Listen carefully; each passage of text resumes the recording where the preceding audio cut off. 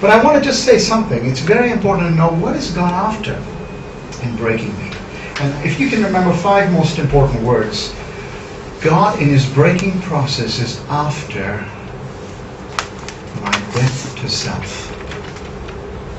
What God is trying to break me from is self-sufficiency. What God is trying to get me to do is be totally dependent on Him. You see, what happens is we kind of get saved, and then we start living our lives, and we've got our natural gifts, and we've got our natural talents, and we've got our social security, and we've got a social status, and we've got all these different things we've achieved and we can do in our natural strength.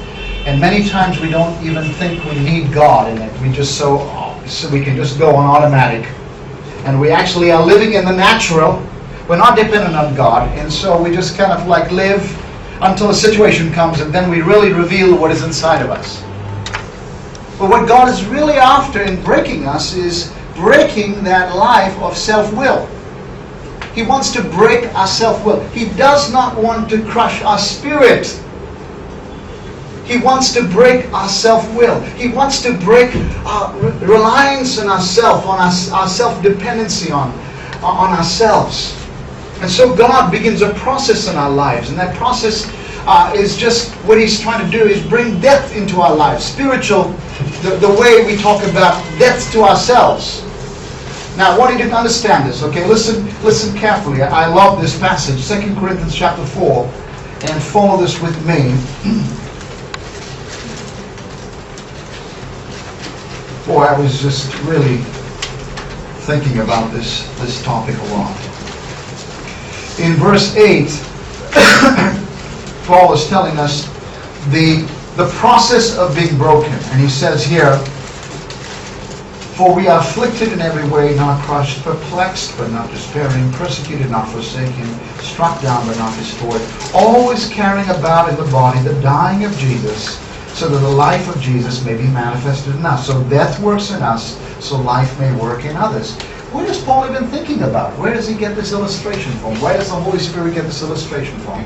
He's thinking back, I believe, on the day when Jesus, before His crucifixion, told His disciples something very important. Listen carefully, and you'll understand the purpose of God breaking us. Jesus said in John chapter 12, verse 24 and 25, He said, "Unless a grain of wheat falls into the ground and dies, it remains alone as a grain of wheat. But if it dies, then it brings forth much fruit." Now I want you to just picture this for a moment. Just picture this illustration of Jesus, okay? Imagine if I have a grain of wheat. I could hold this grain of wheat in my hand for years, and nothing will happen. I can put it on top of a barn. I can put it in some grain container.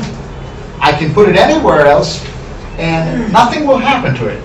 Subsequently, if it doesn't have the right atmosphere, it will rot, it will be destroyed.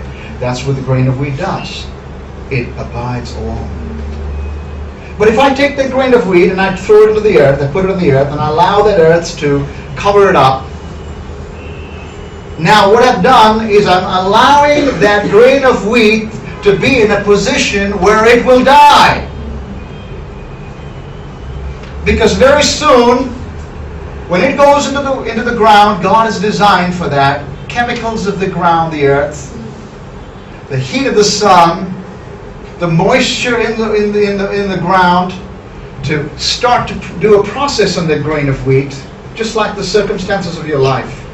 And what will happen is those chemicals in the soil will start to now go against the grain of wheat, and it will start to tear the outer shell of the grain of wheat. And that hard outer shell starts to get torn.